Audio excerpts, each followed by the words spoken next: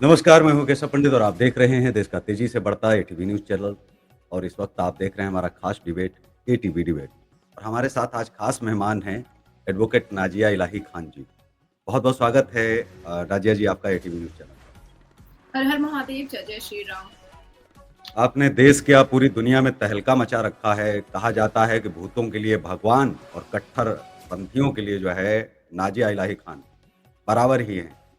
तो अब कहीं न कहीं राजनीतिक सुगबुगाहट हो या देश में धार्मिक चर्चा हो, लेकिन अब इलाही खान का जो है नाम वो बहुत ही फ़ख्र से लिया जाता है। अब हालाँकि चाहे पत्रकारों की गली से निकल जाओ या राजनेताओं की गली से, चर्चा हर तरफ आपकी हो रही है, कलकत्ता से लेकर के दिल्ली तक। क्योंकि 2 ही जगह आंदोलन चले, जिस समय आज़ादी का आंदोलन था, तब भी यही था कि कलकत्ता से जो है आवाज़ उठाई गई और आज फिर कलकत्ता की बेटी जो है अब दिल्ली की तरफ कूच कर रही है। नेताजी सुभाष चंद्र बोस ने भी कलकत्ता से थे, आवाज़ उठाई कि दिल्ली चलो। तो अब वही पैटर्न, वही विचारधारा और उसी तरह का जो है जुड़ाव, उसी तरह का लगाव भारत के साथ में, भारत के लोगों के साथ में, हम भारत की बेटी और सनातन किसान जिसे अब हम कह सकते हैं पूरी तरह से नाज़िया इलाही खान। तो अब हम शुरुआत करते हैं सवालों की क्योंकि यहाँ के पत्रकार भी बहुत इज़्ज़त और तहज़ीब के साथ में आपके साथ में पेश आते हैं और सवाल भी आपसे करते हैं और हर कोई जानना चाहता है कि आखिर जो नाज़िया इलाही खान जो चीज़ बोल जाती हैं, वो बड़े-बड़े लोग क्यों नहीं बोल पाते हैं? और वो बड़ी बातें सिर्फ़ करते हैं, तर्कों के साथ, कोई कुतर्क नहीं। उन सवालों से लोगों को चिढ़ भी है। तो हम शुरुआत करते हैं बिना देर किए हुए क्योंकि ये हमारा फर्स्ट इंटरव्यू है और इसके बाद में कड़ी दर कड़ी हम करेंगे क्योंकि 10 सवाल आज हमारे रहेंगे और 10 सवाल अलग-अलग हैं। स्क्रीन पर भी आपको हम दिखाएँगे, अपने दर्शकों को भी।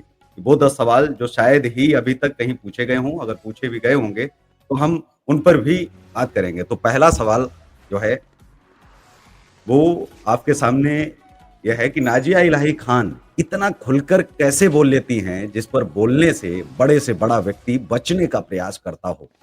जी। नमस्कार, हर हर महादेव। और सबसे पहले तो मैं आभारी हूँ देश के सभी लोगों की जो मुझे सुनना पसंद करते हैं और जो मुझे देखना भी नहीं पसंद करते हैं। जो मुझे मेरी बहुत प्रशंसा करते हैं और जो मुझे गालियों से नवाज़ते रहते हैं, सबकी मैं आभारी हूँ। देखिए, ऐसा है कि सच बोलने की हिम्मत और ताकत जो होती है, वो उसी के अंदर होती है जो जिसको सच बोलने की आदत होती है। अगर हिम्मत और ताकत का सवाल आ जाए तो अभी 24 फरवरी को मेरे ऊपर अटैक हुआ कानपुर देहात में। उससे पहले 8 सितंबर को मेरी मॉब लिंचिंग करने की कोशिश की गई अलीपुर कोर्ट के परिसर में। उससे पहले मेरे ऊपर एसिड अटैक हुआ। उससे पहले उल्बेरिया के रास्ते पर मेरे ऊपर काफ़ी मेरी गाड़ी पर पेट्रोल बम और शूट भी किया गया, पिस्टल वगैरह भी चलाया गया।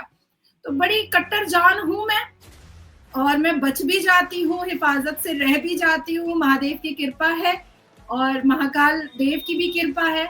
और लेकिन मेरी क्योंकि आदत है सच बोलने की और बहुत प्रखर होकर के सच बोलने की आदत है, इसलिए फिर से मरहम पट्टी भी रहती है, हाथों में बहुत सारी पट्टियाँ होती हैं, फिर भी मैं सच बोलते रहती हूँ, फिर भी मैं प्रखर तरीके से सच बोलती हूँ।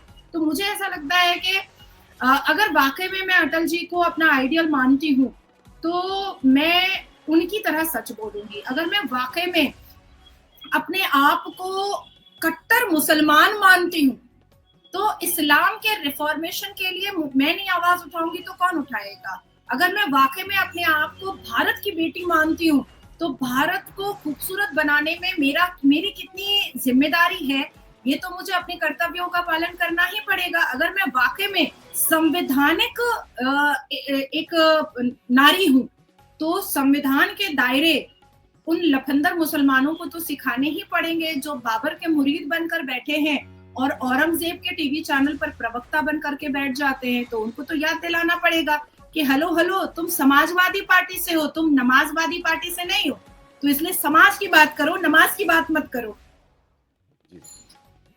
दूसरा सवाल है क्योंकि 10 सवाल हैं और उसके बाद में फिर हम आगे की चर्चा करेंगे। दूसरा सवाल है कि नाज़िया इलाही खान को सबसे ज़्यादा धमकियाँ किन-किन देशों से, किन लोगों से और कैसी-कैसी धमकियाँ आई? क्योंकि ये सवाल बहुत उठता है क्योंकि 56 देश हैं, तो कहा जाता है कि क्या 56 देशों के अलावा भी और किसी देश से जो है वो धमकियाँ आई हैं, कैसी-कैसी धमकियाँ आई हैं और सबसे ज़्यादा किन देशों से धमकियाँ आई हैं नाज़िया इलाही खान?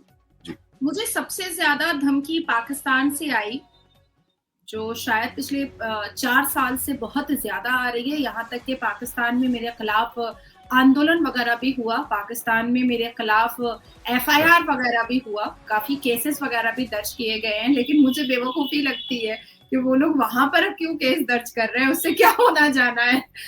और उसके बाद फिर एक्चुअली में पाकिस्तान के लोग पगलिस्तानी तो हैं, पागल ही तो हैं। उसके बाद फिर अभी जिस हिसाब से जो टेररिज्म ऑर्गेनाइजेशन के द्वारा बांग्लादेश में जो अफरा-तफरी का माहौल और जिहादी आतंकी माहौल मचाया गया, तो उसपे सबसे ज़्यादा प्रखर होकर के मैं ही बोल रही थी। तो बांग्लादेश से भी कई मौलवी मुल्लाओं की धमकियाँ जो है और कई टेररिज्म ऑर्गेनाइजेशन के लोगों की धमकियाँ जो है, दलालों की धमकियाँ मेरे पास आने लगी।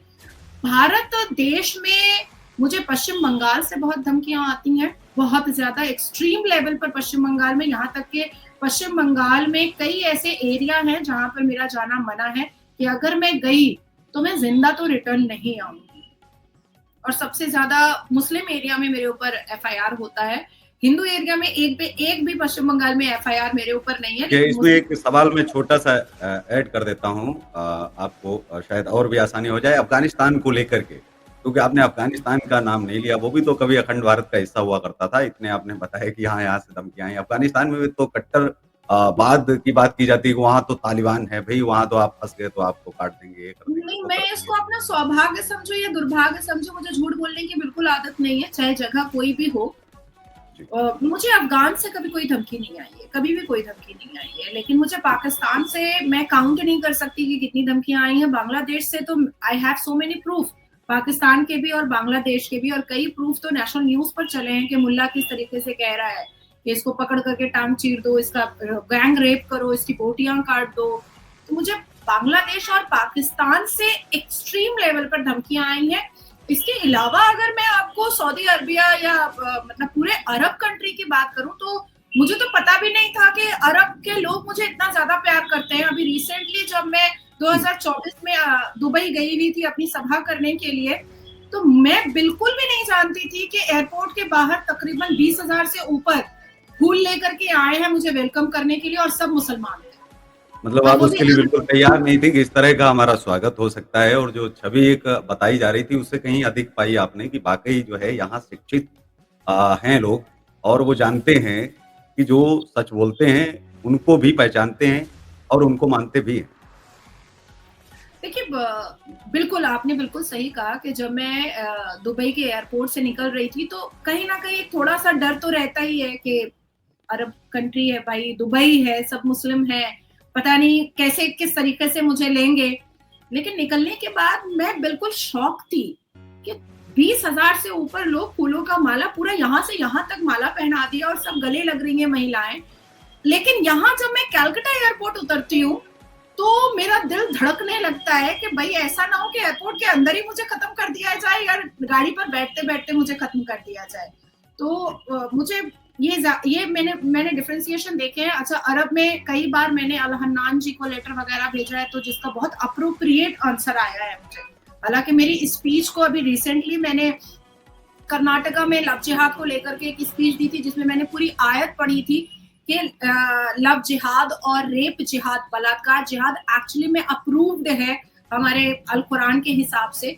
तो जब मैंने वो दिया था, तो वो अमेरिकन एम्बेसी में चला गया था और उसको पूरा देखा गया और बार-बार उसको समझा गया, और उसके बाद फिर काफ़ी लोगों ने आलोचना किया कि क्या ये गलत बोल रही है या इस तरीके से कुछ विवाद हो सकता है। लेकिन आलोचना के बाद जो रिपरकशन आया वो मेरे पक्ष में आया, और काफ़ी लोगों ने साइन किया है वहाँ पर अमेरिका में कि नहीं, इसने अवेयरनेस का काम किया है और हिंदू धर्म की बेटियों को बचाने और समझाने का काम किया है, रेफरेंस दे करके, ताकि इसको कोई गलत ना बोल सके। इसलिए उसने कुरान का रेफरेंस दिया था, सही अल बुखारी का रेफरेंस दिया था और शरिया का रेफरेंस दिया था। जी। अधिवक्ता हैं, वक्ता हैं, नेता हैं, सामाजिक कार्यकर्ता हैं, क्या-क्या कहूँ आपको। बात रखना तो आपको आता ही है, उसमें तो आप माहिर हैं और शायद आने वाले समय में सुधांशु त्रिवेदी जी की तरह मुझे लगता है कि आप भाजपा के अंदर आप दूसरी होंगी, जो बहुत बेहतर तरीके से जिस तरह आप रखती हैं बातें। अब हम सवाल की तरफ जो है बढ़ते हैं। कि वर्तमान में हाकिम कासूर की बात की जाती है कि हाकिम कासूर भी थे, लेकिन उनके रास्ते पर कोई चलना नहीं चाहता। नाज़िया इलाही खान वर्तमान भारत में महाराणा प्रताप के सेनापति हाकिम खां सूर जैसी भूमिका निभाने का प्रयास कर रही हैं। मुझे अभी मैं अपने जूनियर से बात ही कर रही थी कि बहुत आश्चर्यचकित बात है कि हम अपने पूरे इतिहास जब हम स्कूल में थे, हालाँकि मैं बीबीए एलएलबी की स्टूडेंट रही हूँ, तो हमने कभी भी इतिहास में जो क्लास 1 से क्लास 10 में पढ़ा, उसमें संभाजी महाराज को नहीं पढ़ा, महाराणा प्रताप को नहीं पढ़ा, राणा सांगा को नहीं पढ़ा, शिवाजी महाराज को भी बहुत थोड़ा-सा पढ़ा। तो ऐसे कई वीर हमारे गुजरे जिनके बारे में बहुत डीप में नहीं पढ़ा। लेकिन अगर ज़िंदगी में मुझे कभी ऐसे जगह पर, ऐसे मौके पर खड़ा होना पड़ा, तो मैं संभाजी महाराज को अपना आइडियल और अपना आईना मान करके मैं अपने अपने आप को समर्पित और अपने आप को दान करने को तैयार हूँ इस राष्ट्र भूमि के लिए। तो मेरे जो उन वीरों में अगर किसी को आइडियल बनाना चाहूंगी, तो मैं वो संभाजी महाराज को बनाऊंगी कि मेरा एक-एक रक्त, एक-एक खून का ड्रॉप भी जो है, वो इस राष्ट्र भूमि के लिए समर्पित हो जाए। जी, ठीक है। हम चौथे सवाल की ओर चलते हैं। अब सवाल आपके लिए है, सवाल नंबर 4 है। नाज़िया इलाही खान नेताजी सुभाष चंद्र बोस को कैसे देखती हैं? आज जो नेताजी जैसी देशभक्ति घटती जा रही है, इसका मुख्य कारण क्या है? क्योंकि नेताजी सुभाष चंद्र बोस का जो प्रदेश है, वो वाक़ई में अब घटता जा रहा है। उससे ज़्यादा तो अब मुझे लगता है कि क्रांति अन्य राज्यों में या अन्य देशों में आ गई है उससे ज़्यादा। वो अपने आप को क्रांतिकारी मान रहे हैं। लेकिन नेताजी सुभाष चंद्र बोस जिन्होंने सरकार बनाई, सेना बनाई, अंग्रेज़ों को भगाया, तो उनकी जो छवि है, उसको उठाना चाहिए था और हालाँकि ये प्रदेश की ज़्यादा ज़िम्मेदारी बनती थी। वो देश के नेता हैं और शायद अखंड भारत के नेता हैं। वो तो पूरे अखंड भारत के एकमात्र प्रधानमंत्री थे, प्रथम और अंतिम। कैसे आप देखती हैं नेताजी सुभाष चंद्र बोस को जिन्होंने पहली बार अपनी सेना में महिलाओं के सम्मान के लिए झांसी रानी रेजिमेंट को बनाया और आज तक किसी ने, ये बड़ी दुखद बात है कि झांसी रानी रेजिमेंट को कभी जीवित करने की, पुनर्जीवित करने की वकालत नहीं की गई, बात नहीं की गई। ये कभी नहीं कहा गया कि झांसी रानी रेजिमेंट को भी आप जो है बनाइए। पहली बार फ्रंट पर महिलाओं को लड़ने के लिए भेजा, वो आज़ाद हिंद फौज थी। जी। केशव जी, ऐसा है कि पता नहीं किसी को याद हो या ना हो, लेकिन सबसे पहले मैंने अपनी ज़िंदगी में तृणमूल कांग्रेस पार्टी जॉइन किया था और मात्र शायद 1 महीने के अंदर मैंने पार्टी छोड़ दी। हालाँकि मैं बहुत कम वक़्त में ही मुझे बहुत बड़ा-बड़ा प्लेटफ़ॉर्म तृणमूल कांग्रेस पार्टी में मिला, यहाँ तक कि ममता बनर्जी जी के सामने मुझे अपनी स्पीच रखने का मौका मिला था और उन्होंने मुझे बड़ा प्यार दुलार दिया था। लेकिन जिस हिसाब से तृणमूल कांग्रेस के नेताओं के मुँह से मैं अभद्र शब्दावली नेताजी सुभाष चंद्र बोस के अगेंस्ट में सुनती थी, वो मुझसे बर्दाश्त नहीं होता था।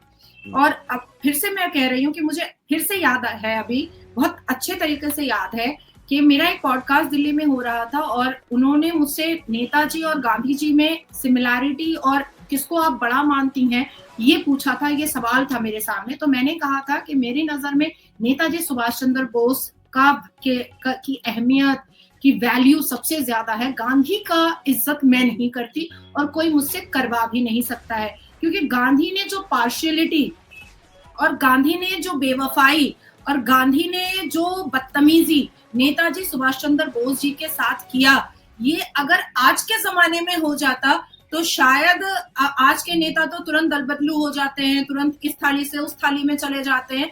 लेकिन नेताजी सुभाष चंद्र बोस ने जिस हिसाब से अपनी धोती और कुर्ता उतार करके उन्होंने यूनिफॉर्म पहना और पहन करके कहा कि देशभक्ति अगर करनी है तो कुर्ते और खाकी से करो या फिर यूनिफॉर्म से करो, बात तो एक ही है, देशभक्त बनना है तो मुझे आज भी वो बातें याद आती हैं।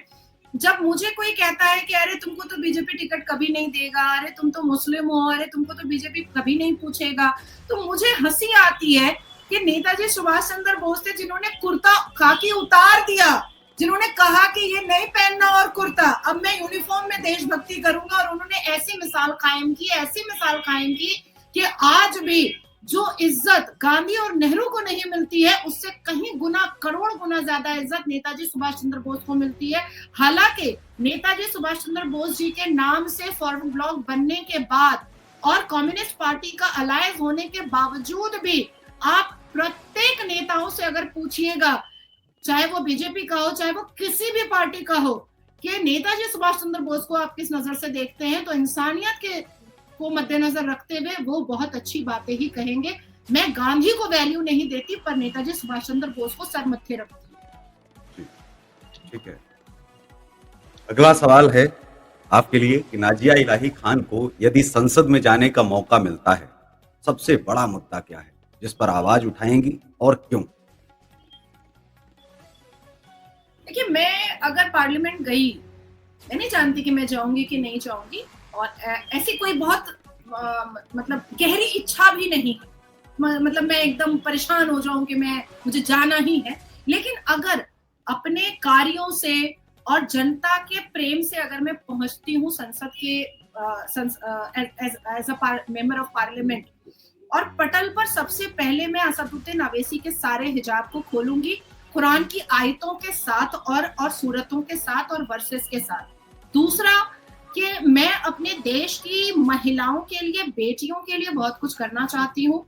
तीसरा कि लव जिहाद और क्राइम अगेंस्ट वुमेन पर मुझे बहुत सारे काम करने का मन है, जो प्लेटफॉर्म छोटा होने की वजह से नहीं कर पाती हूँ, लेकिन प्लेटफॉर्म अगर बड़ा होगा और जिम्मेदारी बड़ी होगी और पहुंच बड़ा होगा तो डेफिनेटली मैं उसको कर पाऊंगी। पांचवा कि इस्लाम के जस्टिफिकेशन पर जितनी भी आतंकी और अश्लीलता का बाजार और बेहूदगी का मुजरा चल रहा है, उसको मैं ठीक जरूर करने की कोशिश करूंगी। छठा जो बहुत इंपॉर्टेंट है, मेरी पहली आवाज अगर उठेगी तो पहला मेरा जो बिल आएगा या पहली जो मेरी डिमांड होगी अपने पटल पर और लोकसभा स्पीकर के सामने या राज्यसभा स्पीकर के सामने, तो वो ये होगा कि या तो मंदिर के टैक्स आप छोड़ दीजिए, और अगर लेने हैं तो फिर मजारों पर भी टैक्स लगाइए, क्योंकि दान दक्षिणा तो दोनों जगह आता है।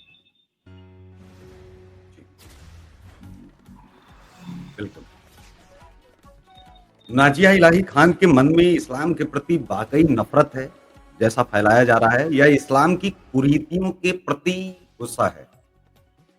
तो इससे जो आयतों से, मौलाना से, किससे गुस्सा है? खास करके अगर ये देखा जाए कि अगर कुरीतियों में गुस्सा है तो आयतों में गुस्सा है या मौलानाओं से गुस्सा है, जो उसको सही ढंग से बताते नहीं हैं या बहुत सारी चीजों को छुपाते हैं या फिर और तरीके से जो है वो बयानबाजी करते हैं? ऋषभ जी, मुझे बेसिकली इस्लाम से गुस्सा बिल्कुल भी नहीं है, बिल्कुल भी नहीं है। मैं क्यों गुस्सा करूंगी? मेरे अम्मा अब्बा मुसलमान, मेरा पूरा खानदान मुसलमान है, और सबसे मतलब इम्पोर्टेंट चीज ये है कि आज तक मेरे खानदान में किसी ने भी इंटर रिलीजन मैरिज तक नहीं किया है। मैं बहुत कम उम्र में, 17 साल की उम्र में विडो हुई, मैंने भी कभी शादी नहीं की। इस्लाम से गुस्सा नहीं है, लेकिन इस्लाम में पनप रही कुरीतियों से बहुत गुस्सा है। इस्लाम के द्वारा किए गए आतंकी हरकतों से बहुत गुस्सा है। औरत को अपने सेक्स का सामान या जूती समझने के उन तमाम आयतों से मुझे गुस्सा है, जो आयतें ये बताती हैं कि औरत कमजोर है। मुझे उन तमाम वर्सेस से गुस्सा है जिसमें औरत का मुकाम बहुत छोटा बताया गया है, बहुत बारीक बताया गया है। उन तमाम मुझे सूरतों से और आयतों से तकलीफ होती है जब औरत को सिर्फ बिस्तर का सामान बताने की कोशिश की जाती है। तो रिफॉर्मेशन तो होता है ना। आज मेरी उम्र 33 साल है, कभी 3 साल भी थी।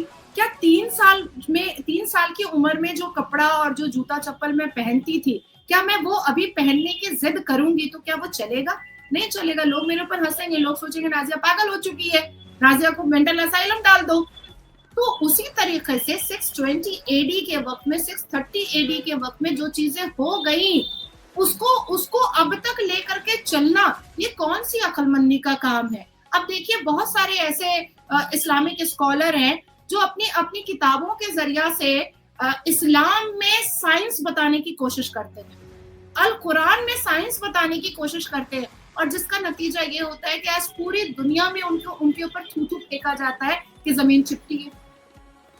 आप सोचिए कि सर्वोच्च न्यायपालिका में 3 तलाक का मामला जब मैं देख रही थी एज अ जूनियर, अपने सीनियर को असिस्ट कर रही थी, और सारे अरबी की चीजें ट्रांसलेट मैं कर रही थी, अरबी मैं पढ़ रही थी, उसके ट्रांसलेशन इंग्लिश में मैं कर रही थी। तो उस वक्त मैंने देखा कि एक जस्टिस, जो जस्टिस के चेयर पर बैठे हुए, उन्होंने 3 तलाक के फैसले पर साइन नहीं किया क्योंकि वो मुसलमान है। क्योंकि वो मुसलमान है, इसलिए उन्होंने 3 तलाक बैन करने पर साइन नहीं किया। तो मुझे लगता है कि ऐसी डिग्री और ऐसा एजुकेशन को भी आप कचरे में डाल रहे हो। जब आपके दिमाग ही नहीं खुल रहा है, जब आपके दिमाग के पट्टे ही नहीं खुल रहे, तो फिर ऐसा एजुकेशन रख करके क्या फायदा है? अब अभी आपसे पहले मैं एक नेशनल न्यूज डिबेट पर थी, अब उसमें लड़ाई हो रही है कि नहीं रोड पर नमाज योगी जी कैसे बंद कर सकते हैं, अरे रोड पर नमाज योगी जी कैसे बंद कर सकते हैं। तो मैंने सिर्फ एक ही बात कही और पूरा पूरा का पूरा डिबेट डाइवर्ट हो गया, क्योंकि मैंने डिकोड कर दिया। मैंने डिकोड ये किया कि योगी जी की आभार होना चाहिए पूरे देश के मुसलमानों को कि उन्होंने सही इस्लाम बताने की कोशिश की है। सूरह अन-निसा की आयत नंबर 43 में साफ लिखा हुआ है कि पाक और पवित्र जगह पर नमाज होती है, तो रोड तो पाक और पवित्र होता नहीं है जी। तो रोड पर नमाज हो नहीं सकती है। लो डिकोड। अब समाजवादी पार्टी नमाजवादी पार्टी बन गई, MIM तो पहले से ही पाकिस्तान की पार्टी है। उसके बाद फिर जो मौलाना है, मैंने कहा हमारे इस्लाम में कोई धर्म गुरु होता ही नहीं है, हमारे अल कुरान के हिसाब से धर्म गुरु का कोई इजाजत ही नहीं है, तो ये क्यों बैठा हुआ है रमजान में अफ्तार के वक्त में? तो लो भैया, तो मैं ये करती हूँ, मुझे इस्लाम से कोई प्रॉब्लम नहीं। मैं कैसे प्रॉब्लम कर सकती हूँ? क्योंकि जिस कोख से मैं जन्म ली हूँ। सातवां सवाल आपके लिए है कि हिंदुस्तान का सबसे ज्यादा नुकसान किसने किया, ब्रिटिश हुकूमत ने या मुगल शासकों ने? अखंड भारत का अपराधी कौन है? इसको थोड़ा सा और मैं बीच में कहूंगा, अंग्रेजों ने भी 350 साल शासन किया, लेकिन कभी भी ईसाइयों ने अंग्रेजों के अंदर अपना आका, अपना पापा, अपना फादर कभी कुछ नहीं उन्होंने देखा। कभी कोई भी ईसाई किसी भी अंग्रेज अधिकारी का, चाहे वो अच्छा रहा हो, चाहे अपने उसने बहुत सारे जबकि सुधार भी किए हैं। बहुत सारी चीज़ें अगर हम देखें तो ब्रिटिश हुकूमत में बहुत सारे सुधार हुए हैं। तो उन्होंने किसी भी ऐसे व्यक्ति को, जबकि उनकी कब्रें हैं यहाँ, और वहाँ पर जाकर के उन्होंने कभी भी न उनको फूल चढ़ाया, न उन्होंने मत्था टेका, न उन्होंने कभी ये कहा कि हमने इतने 100 साल तक शासन किया। और कभी उन्होंने ये नहीं कहा कि ये रेलगाड़ी हमारे बाप की है, राष्ट्रपति भवन हमारे बाप ने बनवाया, या फिर जो विकास है, जो साफ-साफ दिखता है, वो हमारे बाप ने करवाया, नहीं तो ये चल नहीं रहा होता है। जो हकीकत भी अगर ईसाई ऐसा बोले भी तो एक पल के लिए मान भी लिया जाए, कि अगर इस तरह की चीज़ें। लेकिन 1947 से लेकर के आज तक उन्होंने कभी कुछ नहीं कहा, वो पार्टी नहीं छेड़ा, और वो बाकायदा भगत सिंह की जयंती मनाते हैं, बिलीव ही नहीं करते हैं कि हम जो है हत्यारों को नहीं मान सकते हैं, जिन्होंने भगत सिंह को फांसी पर चढ़ाया, जिन्होंने जलियांवाला बाग हत्याकांड किया। भले ही सभी ने नहीं किया, कुछ लोगों ने किया, और शायद उन्होंने जीवन में अच्छा भी काम किया हो, बहुत सारा अच्छा काम किया हो, लेकिन कहीं न कहीं अगर वो थोड़ा भी शामिल रहे हैं, तो वो बिल्कुल खुल कर के आते भी नहीं हैं।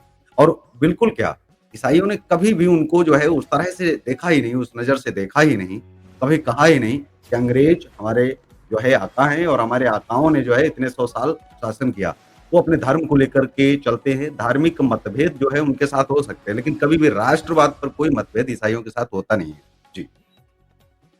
केशव जी, ऐसा है कि बिहार में एक कहावत बार-बार बोली जाती है। मैं बिहार अक्सर जाती हूँ केस के सिलसिले में या किसी पॉलिटिकल सभा के सिलसिले में, कि मुँह खाता है तो आँख लग जाता है।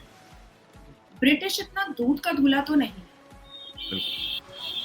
ब्रिटिश ने जो अत्याचार और जो हमारे भारत की भूमि को डैमेज करने की कोशिश की, और किया भी, हमारे संस्कार, हमारे गुरुकुल, हमारी सभी चीजों पर जो उसने आक्रमण किया, उसको भूला तो नहीं जा सकता है। लेकिन कहते हैं ना कि कुछ लोग ऐसे होते हैं, जब वो चुरा लेते हैं कुछ, तो फिर वो पीछे हट जाते हैं कि भाई अब और जख्म का छिलका नहीं उखाड़ना है, नहीं तो नीचे का परत दिख जाएगा।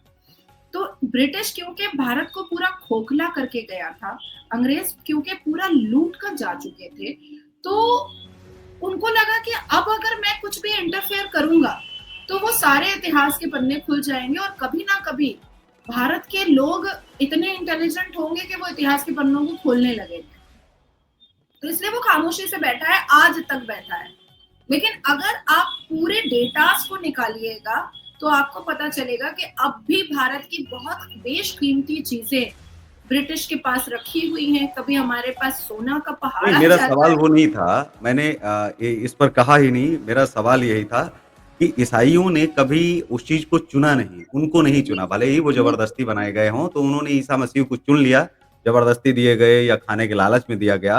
वो उस समय बन गए, उनको मानने लगे, और वो उनको आस्था हो गई, तो मानने लगे तो मानने लगे। उन्होंने कभी उनको आका नहीं माना कि जिनकी वजह से बने, या उनको ज़बरदस्ती बनाया, या उनको राशन दिया, इसके कारण जो है उन्होंने पलट करके अंग्रेज़ों की तरफ कभी नहीं देखा। अंग्रेज़ों को उन्होंने कभी भी हार नहीं चढ़ाए। जी।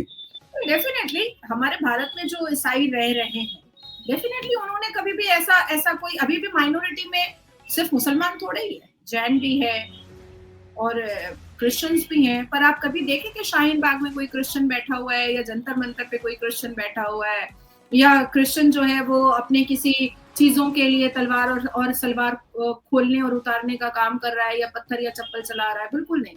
आपका आपका सबसे मूल जो सवाल था वो ये था कि हुँ। भारत को सबसे ज्यादा और सबसे डैमेज ज़्यादा किसने नुकसान किया? किसने किया? हाँ, डैमेज। भारत को सबसे ज्यादा डैमेज कांग्रेस ने किया।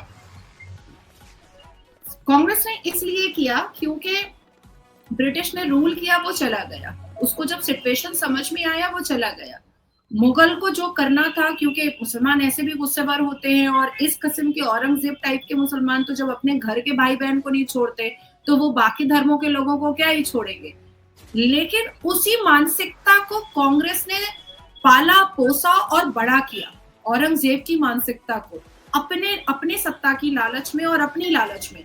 कांग्रेस का जब तक शासन रहा, आप देखिए, जवाहरलाल नेहरू गरीबी मिटाएंगे, गरीबी मिटाएंगे, इंदिरा गांधी गरीबी मिटाएंगे, गरीबी मिटाएंगे, राजीव गांधी गरीबी मिटाएंगे, गरीबी मिटाएंगे, गांधी जी गरीबी मिटाएंगे, गरीबी मिटाएंगे। उसके बाद में मनमोहन सिंह गरीबी मिटाएंगे, गरीबी मिटाएंगे। देश में गरीबी बहुत बढ़ी, लेकिन मिटाया कब?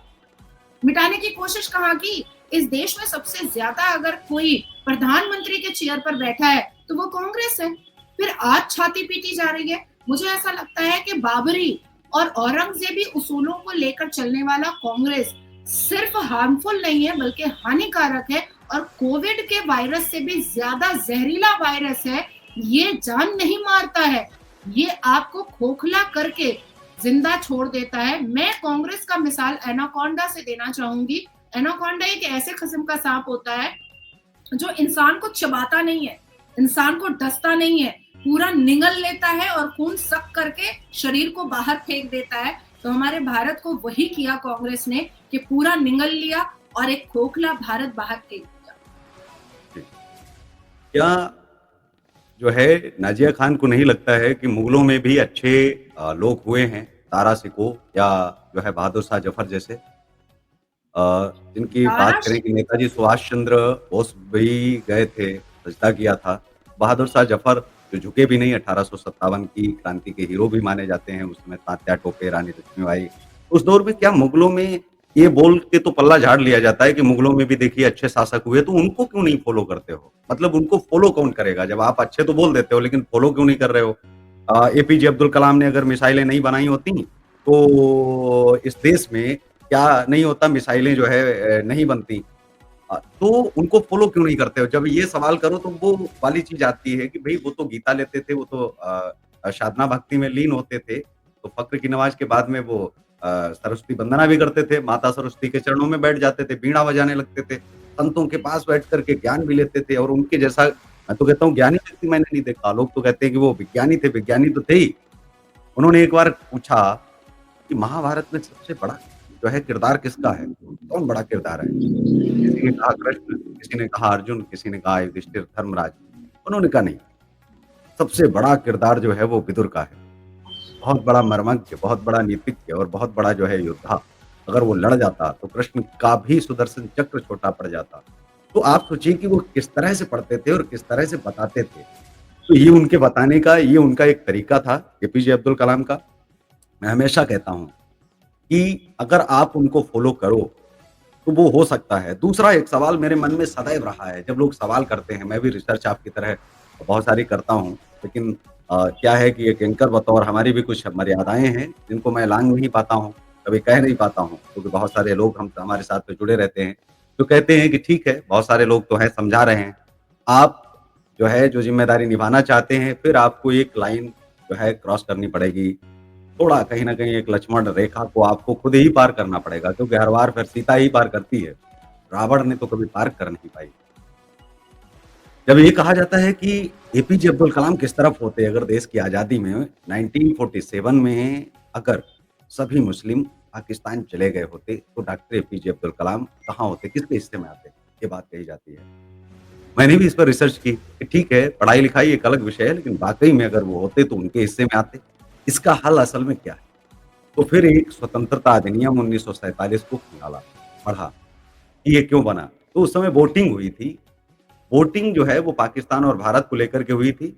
98% 98% जो है मुस्लिम ने जो वोट किया था वो पाकिस्तान के लिए किया था। हालाँकि वहाँ गए 20-22 प्रतिशत ही, उनके आधार पर हुआ। तो जो 2% वाक़ई में जो देशभक्त मुसलमान थे, उन्हीं में डॉक्टर एपीजे अब्दुल कलाम क्या नहीं आते, नाज़िया इलाही खान नहीं आती और उन 2% के साथ तो उनकी बात तो कोई आज तक करता ही नहीं रहा कि 2% ने ये कहते हैं कि अगर वो चले गए होते, अगर रोका नहीं होता, अगर उनको भगा दे कुछ कहते हैं कि सभी को भगा दिया होता तो आज देश में बड़ी शांति होती। तो हम कहते हैं कि नाज़िया इलाही खान फिर किसके हिस्से में आती? आज तो पाकिस्तान में भी बहुत सारे लोग बात करते हैं। तो अब मेरा अब्दुल कलाम जी से हट कर के आप पर सीधा आता है कि वो तो जाते ही जाते 2% में बता दिया। क्या ये सच है कि वो 2% पर ध्यान तो ना तो इधर लोगों का है, ना उधर लोगों का है कि उन्होंने वाक़ई में वोट किया और वो 2% के हिस्से में ही नाज़िया इलाही खान हैं, उसी के अंतर्गत आती हैं। नहीं तो क्या आपने बहुत सारे यूट्यूबरों से, बहुत सारे पत्रकारों से पाकिस्तान में भी डिबेट किया। आप अंतर्राष्ट्रीय डिबेट में आपके देखता रहता हूँ और बहुत ही बेबाक जो है आप बात रखती हैं, हर बार। तो उधर भी बहुत बेबाकी से बात रखते हैं, अपने देश के खिलाफ भी रखते हैं और वो कहते हैं कि यहाँ खिलाफ ही खिलाफ है, पक्ष का कुछ है ही नहीं, जिसको मैं रखूँ। क्योंकि हमारे तो खून के प्यासे यहाँ लोग हो रहे हैं। आर्मी वाले जहाँ उन्होंने दुश्मनों से जंग छेड़नी चाहिए, वो तो हमारे खिलाफ जंग छेड़ रहे हैं, पत्रकारों के खिलाफ। पूरी दुनिया में एकमात्र ऐसा देश, जहाँ आर्मी पत्रकारों के खिलाफ पीछे पड़ी हो। नहीं तो लोगों को दिक्कत होती है, आर्मी को तो कहीं किसी देश में दिक्कत ही नहीं है। 56 के 56 देश हैं, वहाँ भी आर्मी को पत्रकारों से कोई समस्या नहीं है। तो नाज़िया इलाही खान किस तरफ होती, ये मैं जानना चाहता हूँ। उस तरफ भी होती तब भी नाज़िया इलाही खान ही होती, क्योंकि आज भी तो पाकिस्तान के कुछ पत्रकारों से सबक नहीं लिया जा सकता।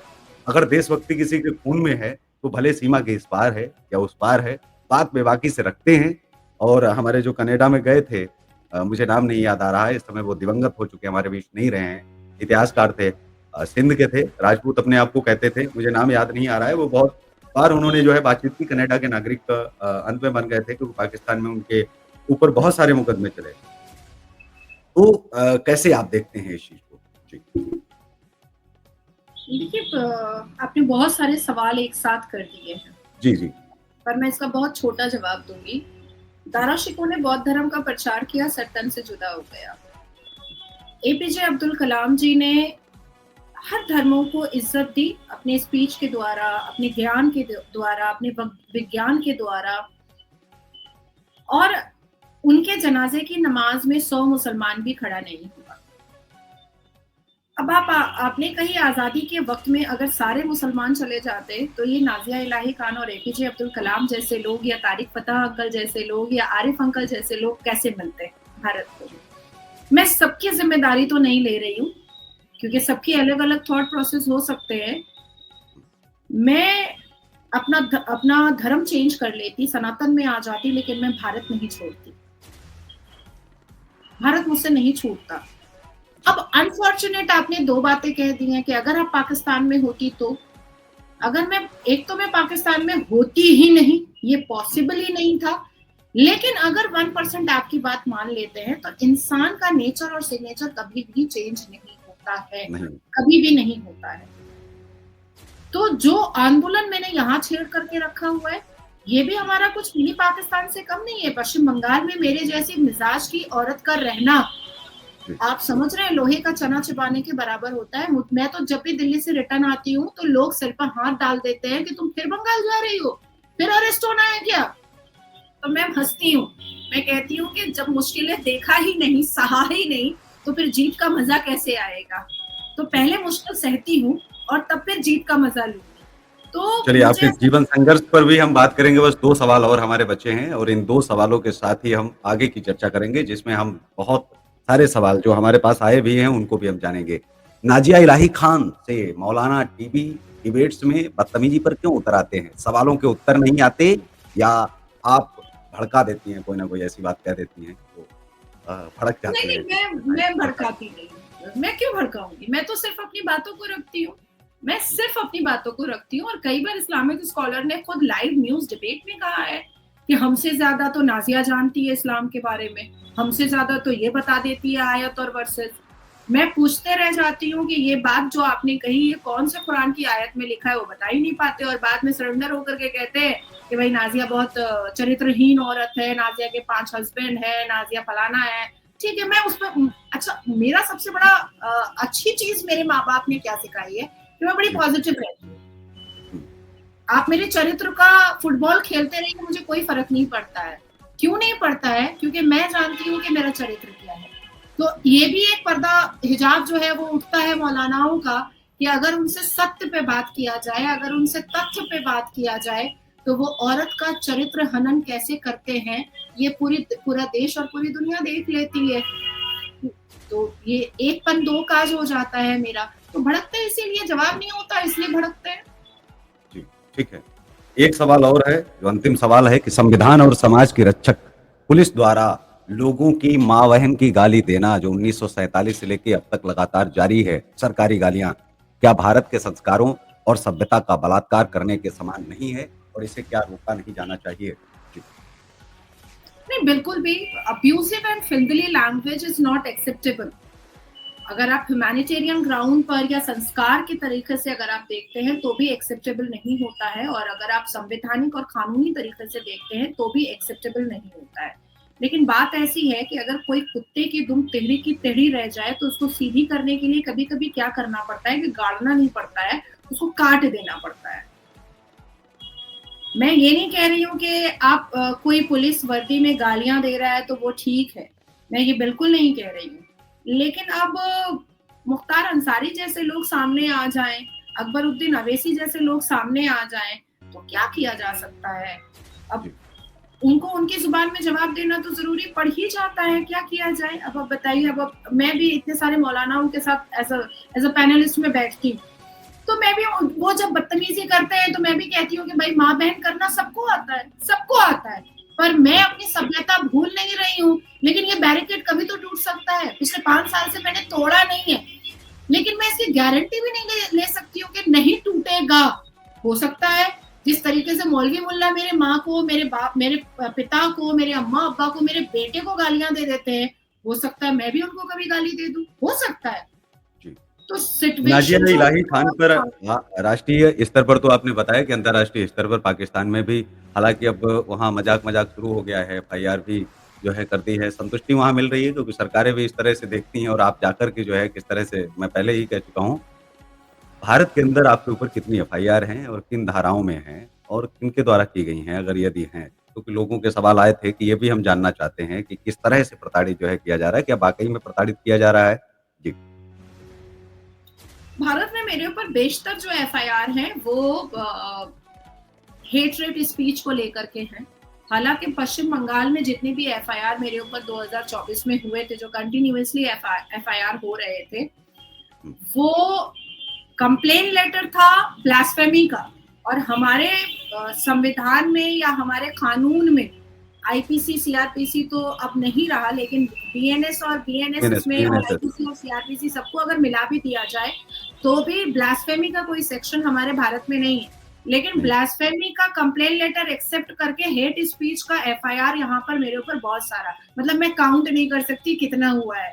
तो वो बेल बॉन्ड तो भरना ही पड़ा, बाकी तो मैंने खुद ही देख लिया, पैसा बच गया वकील का, लेकिन बेल बॉन्ड भरना पड़ा है। तो तकरीबन मैंने 7.5 लाख रुपए बेल बॉन्ड भरा है। जी। तो इस तरीके कैसे के मैनेज करती हैं? किस तरह से संगठन आपके साथ में क्योंकि ये जो आपके खिलाफ एफआईआर हो रही है, इसमें भी मैं ये जानना चाहूँगा कि क्या संगठन है इसके पीछे समूह बना कर के वो इस तरह से एफआईआर और चीज़ें करते हैं क्योंकि उनका भी तो पैसा बर्बाद हो रहा है। कोई एक आम व्यक्ति तो चला नहीं जाएगा, भले ही आपसे वो नफ़रत कर रहा है, लेकिन वो नहीं जाएगा कि एफआईआर करने के लिए। तो क्या ये एक समूह बना कर के पूरा काम किया जा रहा है? अगर यदि दूसरी तरफ से समूह बना कर के किया जा रहा है, तो इस तरफ से सिर्फ़ आप अकेले लड़ रहे हैं, वन मैन आर्मी के तहत या फिर आपको भी संगठन जो है वो सहायता दे रहे हैं कि ठीक है, एक्शन और रिएक्शन में जो है कहीं न कहीं समूहों को साथ खड़ा ही होना चाहिए या जो आपके प्रशंसक हैं, जो बहुत सारे संगठन हैं जो आपके प्रशंसक हैं, वो दूर से केवल तालियाँ पीटते रहते हैं, वो साथ में खड़े नहीं दिखाई देते हैं। असल में जहाँ होना चाहिए कि नाज़िया इलाही खान के साथ आना चाहिए, तो उस वक़्त वो इतनी दूर भाग जाते हैं कि कहीं हमको धोखे से फ़ोन ना कर लें। अगर फ़ोन कर लिया तो जी, आप समझ रहे हैं कि नहीं, नहीं। आपका जो मेरा सवाल है? पहले मैं आपको पहले सवाल का जवाब दे दूँ और शांतिपूर्ण मुझे पूरा सवाल जवाब मुकम्मल करने दीजिएगा कृपया। जी, पहली बात कि जो लोग मेरे ऊपर एफआईआर कर रहे हैं वो सब के सब मुसलमान हैं, लेकिन उसमें दुर्भाग्य की बात है कि 1-2 हिंदू भी हैं। जी, 1-2 हिंदू भी है, जो लिब्रांडो हिंदू है, बाबर के कब्रिस्तान जाने वाला हिंदू है, तो ऐसे हिंदू भी है। लेकिन ये जो शांतिपूर्ण समुदाय मेरे ऊपर एफआईआर करता है और हर रोज चला जाता है, डेफिनेटली वो अपने पॉकेट से पैसा नहीं दे रहा है, बिल्कुल नहीं दे रहा है। आप 1 से 3 तीसरे कप चाय किसी को पिला दीजिए तो आप जोड़ने लगिएगा कि भाई ये दूसरे दिन ना आए, नहीं तो ये तो महीने का इसके ऊपर मेरे को 2000 रुपए खर्च करना पड़ेगा चाय पिलाने में। तो ये जो व्यक्ति हैं इनको पाकिस्तानी फंडिंग होती है और खास करके पश्चिम बंगाल के मुसलमानों को पाकिस्तानी और बांग्लादेशी फंडिंग होती है और कहीं ना कहीं तृणमूल कांग्रेस के नेताओं का भी दान दक्षिणा इनके पास रहता है, जिसके बलबूते और जिसकी हिम्मत पर ये मेरे ऊपर एफआईआर करते हैं और उसके बाद एफआईआर करके शांति से सो जाते हैं, क्योंकि उनको पता है कि उनको तो ना ही कोर्ट दौड़ना है ना ही उनको मेहनत करनी है। मेहनत सिर्फ नाजिया को करनी है और बाकी जो मंत्री लोग हैं और जो नेता लोग हैं टीएमसी के, वो बड़े बड़े वकीलों को भेज करके केस देख ही लेंगे और पैसा तो आ ही रहा है पाकिस्तान और बांग्लादेश से। अब आपने कहा कि जब आप परेशानी में आती हैं तो फोन नहीं उठता है, ये बिल्कुल गलत हुँ, है, बिल्कुल गलत है। देखिए, पैसे की मदद तो मैं अपने अब्बा से भी नहीं लेती, मैं अपनी अम्मा से भी नहीं लेती। जब से मैं विडो हुई मैं तब से अपना अपना और अपने बेटे का पालन पोषण मैं खुद ही करती हूँ, ये मेरी जिद है कि मैं किसी के सामने हाथ नहीं फैलाऊंगी। लेकिन एक सपोर्ट जो होता है, एक पिलर सिस्टम जो होता है, वो मेरे साथ कट्टर हिंदू हमेशा खड़े होते हैं। मैं हॉस्पिटल जाती हूँ, पूरी पूरी जितनी देर मैं हॉस्पिटल में रहती हूँ उतनी देर वो साथ में होते हैं। मेरी जो लीगल टीम है वो मेरे चेहरे से मैं मुझे पहचान लेती है कि मैं कब परेशान हूँ और कब मैं बहुत खुश हूँ। मेरे जो स्टाफ मेरे साथ काम करते हैं वो मेरी शक्ल से पहचान लेते हैं। मेरे जो लोग मेरी स्पीच सुनते हैं उस स्पीच के बाद बोल देते हैं कि दीदी आज आप डिस्टर्ब थी, आज आपने दिल से स्पीच नहीं दिया, बताइए पहले कि क्या बात हुई है। तो मैं बहुत ही ब्लेस्ड हूँ। मैं भगवान की बहुत, मतलब मैं कैसे बोलूं कि मेरे ऊपर बहुत आभार है कि लोगों ने जो जो प्यार और जो स्नेह मुझे दिया है। मुझे लगता है कि शायद ये मुझे मेरे मजहब वाले तो नहीं दे पाएंगे और देना भी नहीं चाहते हैं, देना भी नहीं चाहते हैं, लेकिन स्नेह मुझे बहुत मिला है। मेरे फोन ना करने पर भी न्यूज में लोगों ने देखा कि मेरी गाड़ी का के ऊपर अटैक हुआ है और बिटवीन 1 आवर जिस तरीके से बजरंग दल के लड़के, जिस तरीके से विश्व हिंदू परिषद के लड़के, जिस तरीके से नमो सेना के लड़के आकर के मेरे प्रोटेक्शन के लिए खड़े हुए, उसके उसकी तारीफ करने के लिए मेरे पास शब्द नहीं है। हाँ, ये मैं जरूर कह सकती हूँ कि आज तक ना ही मैंने किसी से 1 रुपए मांगा है और ना ही किसी ने 1 रुपए मुझे दिया है। अब ये जो मैंने 7 लाख 7.5 लाख रुपए जो मैंने अपने बेल बॉन्ड में पेमेंट किया है, उसका मेरे पास प्रूफ है कि मैंने अपने बेटे की एफडी तोड़ी है और मैंने अपने कुछ ज्वेलरी को बेच करके मैंने वो बेल बॉन्ड पे किया है, जिसका सबूत अभी भी मेरे पर्स में है, अभी भी इस वक्त भी मेरे पर्स में है। जी। नहीं दिखाने की आवश्यकता नहीं है और ये देखिए, जी, ये स्लिप अभी भी मेरे पर्स में है कि ये मैंने 7 रिंग एक साथ मैंने बेचा है और बेच करके वो पैसा लेकर के मैंने कोर्ट को जमा किया है बेल बॉन्ड के जी, लिए। जी। नाज़िया जब हम कोई लड़ाई लड़ते हैं और किसी युद्ध के लिए निकलते हैं, तो नेताजी बोस कहते हैं कि हमें सफाई नहीं किसी को देनी है क्योंकि हम तो युद्ध में उतर चुके हैं, हम वो योद्धा हैं, चाहे हमको कुछ भी बोला जाए हम सिर्फ़ जो है वो अपने लक्ष्य के लिए समर्पित हैं। अब आपको हम कुछ चेहरों के नाम बताएँगे और आपको सिर्फ़ बताना है कि आपके मन में ख़्याल क्या आता है इस देश के अंदर? नरेंद्र मोदी, राहुल गांधी। राहुल गांधी पप्पू, नरेंद्र मोदी पिता। नरेंद्र मोदी पिता, नेताजी सुभाष चंद्र बोस और साथ ही दूसरा चेहरा नेहरू का। जब एक साथ आप फ़ोटो देखते हैं नेताजी सुभाष चंद्र बोस जी, देश के पुत्र और नेहरू सनातनियों को मामू बनाने वाला। जी। 2 चेहरे और हैं जो वर्तमान समय में जो बातचीत की जाती है, डॉक्टर सुब्रमण्यम स्वामी और साथ में सोनिया गांधी।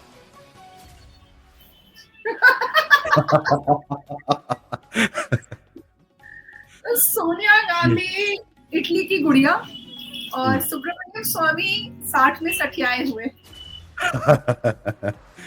जी। वरुण गांधी को कैसे आप देखते हैं भारतीय राजनीति में? अब हम छोटे-छोटे टॉपिक पर सवाल भी करेंगे कि वरुण गांधी के साथ गलत हुआ है भाजपा में। ठगे गए हैं क्योंकि शुरुआत में बहुत हिंदूवादी नेता जो है माने जाते थे। उनके साथ वाक़ई में क्या गलत हुआ है जिस तरह के आरोप लगाए जाते हैं भाजपा के ऊपर? या फिर भाजपा ने कभी उनको बढ़ने नहीं दिया? जी। नहीं, नहीं, नहीं, ऐसा कुछ नहीं है। जिसके अंदर क्रेडिबिलिटी होती है, वो खुद ही बढ़ जाता है। उसको जी, बढ़ने का मौका क्या दिया जाएगा? मौका आपको खुद तलाश करना पड़ता है, जब आपके अंदर हिम्मत होती है और क्रेडिबिलिटी होती है और कैपेसिटी होती है। मुझे क्या किसी ने परोस के दिया था? नहीं, मेरे अंदर क्रेडिबिलिटी थी, लोग मुझे सुनने लगे। मुझे ऐसा लगता है कि वरुण गांधी पे मुझे तरस आता है, जो अपना परिवार ही जब उनके साथ वफ़ादारी नहीं कर सका, तो फिर जनता क्या ही वफ़ादारी बेचारी करती। जी।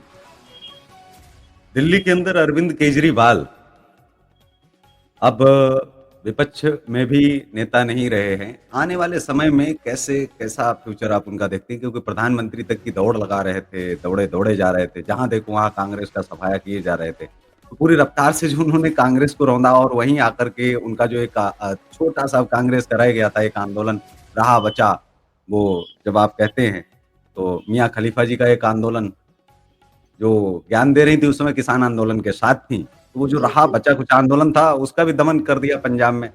कैसे देखते हैं आप अरविंद केजरीवाल को कि अभी भी अकड़ है या अकड़ टूट गई है? जी, नहीं, बेवकूफ लोगों की अकड़ कभी जाती नहीं। और आप देखिएगा कि जो खाली पेड़ होता है वो तन कर खड़ा रहता है, और जो भरा हुआ पेड़ होता है वो झुक कर खड़ा रहता है। जी, किसी दूसरे के कंधे पर चढ़ करके सत्ता पाने वाला अरविंद केजरीवाल आज बेघर हो चुका है। सिर्फ अपनी सत्ता से बेघर नहीं हुआ, बल्कि घर से भी बेघर हो चुका है। जनता को झूठ बोल करके कोई नेता कुछ दिन ही जनता पर राज कर सकता है, पर जनता अपने ऊपर राज उसी को करने देती है जो सत्य पर चलता है और जनता के लिए चलता है। तो मुझे लगता ठीक है। है कि अन्ना हजारे को जो झूठ उन्होंने कहा, जो झूठ का एक जो पूरा माहौल क्रिएट किया था, अन्ना हजारे जी का ही कर्ज उसको लग गया। अनुज चौधरी का एक बयान आया है अभी फिर दोबारा और उसे कहा जा रहा है कि विवादित है। उन्होंने कहा कि देखिए आप सेवइयाँ अगर खिलाएँगे तो गुजिया आपको खानी पड़ेगी। बोले ये तो ज़बरदस्ती कर रहा है। तो कैसे देखती हैं अनुज चौधरी जी बार-बार छेड़ देते हैं? जी, मैं तो कह रही हूँ कि अगर सवैया तभी खाए हिंदू, जब माँ दुर्गा के चरण पर चढ़ा हुआ प्रसाद मुसलमान खाने को तैयार हो जाए तब। आप डब्बे में पैक करके हल्दीराम की मिठाइयाँ दीजिएगा तो मुसलमान तो ऐसे भी भीख और फितरा लेने में बड़ा एक्सपर्ट है, बड़ा बड़ा उस्ताद है। सवई और शीरखोरमा तभी खाए जब मुसलमान माँ दुर्गा या माँ काली के चरणों पे चढ़ा हुआ प्रसाद खाने को तैयार हो तब। गुजिया तो छोड़िए, वो तो घर पे बनता है। वो जी। चरण पे चढ़ा हुआ गुजिया होगा तब, तब मानेंगे। भारत के अंदर सबसे ज़्यादा ये मेरा जो है लास्ट सवाल है। भारत के अंदर आपको ये तो देखा जा रहा है क्योंकि जिस तरह से प्रस्तुत किया जा रहा है कि आप इस्लाम के खिलाफ बोलती हैं। हालाँकि सुधारवादी जब आंदोलन चलते हैं तो कहीं न कहीं झेलना पड़ता है। राजा राम मोहन राय को भी उस दौर में जो है सनातन के खिलाफ गए। उस दौर के सनातन के खिलाफ कि सती प्रथा बंद बंद करो और बहुत सारे जो है उन्होंने सुधार किए। हालाँकि आसान नहीं होता है किसी के खिलाफ जाना और किसी चीज़ को जो बरसों पुरानी कुरीति और परंपरा कोई चली आ रही हो, तो उस परंपरा को तोड़ना और उसके खिलाफ जाना एक बहुत बड़ा कदम है। भारत के अंदर वाक़ई में अगर हम मुसलमानों की बात करें क्योंकि अब तो जो बहुत सारे कट्टरवादी हैं उन्होंने तो सोच ही रखा है कि नाज़िया इलाही खान तो मुसलमानों पर कुछ बोलेंगे ही नहीं अच्छा-अच्छा। मैं ये समझना चाहता हूँ कि क्या आपको लगता है कि मुसलमानों के अंदर भी सबसे ज़्यादा अत्याचार किस पर हुआ? जाति के नाम पर या फिर सबसे ज़्यादा अत्याचार फ़िरकों के नाम पर या फिर सबसे ज़्यादा अत्याचार महिलाओं पर हुआ है? जी, इस्लाम में सबसे ज्यादा अत्याचार और अत्याचारित महिला हुई है, इसके अलावा कोई भी नहीं। फिरके के नाम पर बहुत सारी इम्पार्शियलिटी बहुत हुई है, जैसे अहमदिया को नहीं मानते, वहाबी को नहीं मानते, बरेलवी को नहीं मानते, सुन्नत रसूल वाले जो होते हैं, मैं भी सुन्नी सुन्नी समुदाय से आती हूँ, तो जी, सुन्नत रसूल वाले जो होते हैं उनके अंदर डिक्टेटरशिप बहुत होती है, क्योंकि वो सुन्नत रसूल पर चल रहे हैं और रसूल के डायरेक्ट फॉलोअर है वो, तो वो खुद को जी, रसूल का बेटा और बेटी समझ लेते हैं, प्रॉफिट मोहम्मद का। जी। तो इसकी वजह से बाकी जो 71 फ़िरके हैं, उनको वो अपनी नज़रों में तो क्या, जूते के नीचे भी नहीं रखना चाहते हैं।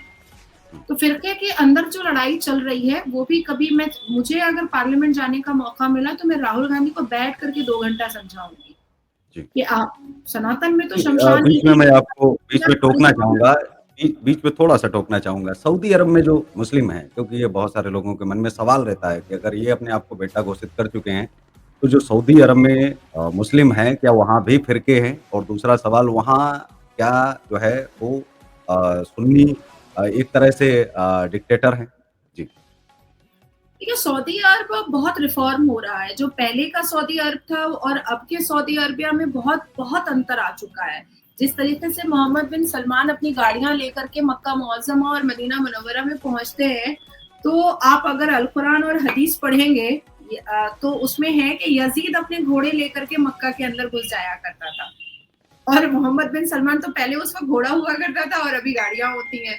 तो वो मोहम्मद बिन सलमान मक्का मुअज़्ज़मा और मदीना मुनव्वरा में अपनी गाड़ियाँ बिल्कुल अंदर लेकर के चला जाता है, तो यज़ीद ये काम किया करता था।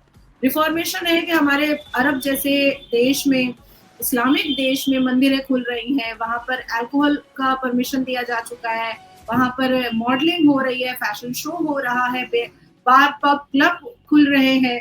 अभी जो मैं आबू धाबी गई थी, मैंने देखा कि बार एंड रेस्टोरेंट है और बगल से अजान की आवाज आ रही है। तो बहुत लिबरल और बहुत ज्यादा रिफॉर्म होता चला जा रहा है और सऊदी अरब में फिरके के नाम पर कुछ हो ही नहीं सकता है क्योंकि वहां पर इस्लामिक पनिशमेंट है। इस्लामिक पनिशमेंट होने की वजह से क्या है कि वहां पर क्राइम भी बहुत कम होता है और खास करके क्राइम अगेंस्ट वुमेन की मात्रा बहुत कम होती है क्योंकि अगर कोई रेप करता है तो उसके औजार काट दिए जाते हैं, कोई झूठ बोलता है तो जबान काट दिए जाते हैं and this is the basic reason कि हमारे जो मुगल के जो औरंगजेब के ठरकजेब हमारे भारत में और पाकिस्तान में है, ये वक्फ के लिए धरना पे बैठते हैं, एनआरसी सीए के खिलाफ धरना पे बैठते हैं, शरिया के लिए हर वक्त गाना गाते हैं, लेकिन इस्लामिक पनिशमेंट का डिमांड कभी भी नहीं करते हैं। जी। ठीक है, तो आज के इस कार्यक्रम में बस इतना ही, लेकिन चलते-चलते बस एक ही बात कहेंगे कि आपके साथ हमारी तो शुभकामनाएँ हैं, आप इसी तरह जो है आप बढ़ते रहो और वास्तव में सुधारवादियों के साथ में होना ही चाहिए। क्योंकि इतिहास जब लिखा जाएगा और इतिहास जो है इतिहास से पूछा जाएगा, तो उस समय उन लोगों का भी नाम पूछा जाएगा कि कौन खिलाफ था और कौन उनके साथ था। आज अंग्रेज़ों के पक्ष में कुछ लोग इसीलिए चले जाते हैं कि शायद बहुत सारे सुधार उस समय हो गए, तो आज हमें झेलना नहीं पड़ रहा है और हमसे जब कोई सवाल करता है, तो हम ये कहते हैं कि हम तो बहुत ज़्यादा लचीले हैं, अगर लचीले नहीं होते तो हमने कैसे सहन कर लिया। मनुस्मृति जलाई गई तो एक तरह से सरिया ही थी, अगर उसे कहा जाए कि ये नियम कानूनों का एक हवाला कर दिया जाए, फिर भी सहन कर लिया कि ठीक है, मुगल आए तो उन्होंने अपने संविधान, अपने कानून चलाए, अंग्रेज आए तो उन्होंने अपने चलाए और अब संविधान हमारे भारत का स्वतंत्र संविधान है, हमारे देश का संविधान है, राष्ट्र का संविधान है। आने वाले समय में बदलाव होते रहेंगे, तो हम आगे फिर मुलाकात जो है करते रहेंगे, मिलते रहेंगे और जो भी दर्शकों के हमारे सवाल हैं, वो हमें लिख के भेजें ताकि हम अगली बार जब बुलाएँ नाज़िया इलाही खान जी को, क्योंकि फिर हम जाते-जाते एक ही बात कहेंगे कि भूतों के लिए हनुमान और कट्टरपंथियों के लिए नाज़िया इलाही खान जो है हैं। तो देश में ही नहीं, विदेश में भी इनकी धूम मची हुई है और इसी तरह से इनकी जो है धूम वो मचती रहे। इसके लिए आप इनके वीडियो को जो है लाइक भी करें, सब्सक्राइब भी करें, इनको बढ़ाएँ और मदद के लिए भी आएँ क्योंकि ये वहाँ से आती हैं जहाँ शायद हिंदू भी सही से नहीं जी सकता, जबकि हिंदुओं की सरकार है, ब्राह्मण भी सही से नहीं जी सकता, ब्राह्मणों की सरकार है। एक मुस्लिम का जो है आना, वो भी सनातन के रास्ते से, बहुत बड़ी बात है। आपको सैल्यूट है बहन। जय हिंद, वंदे नमस्कार। मातरम। जी। नमस्कार, वंदे मातरम, भारत माता की जय।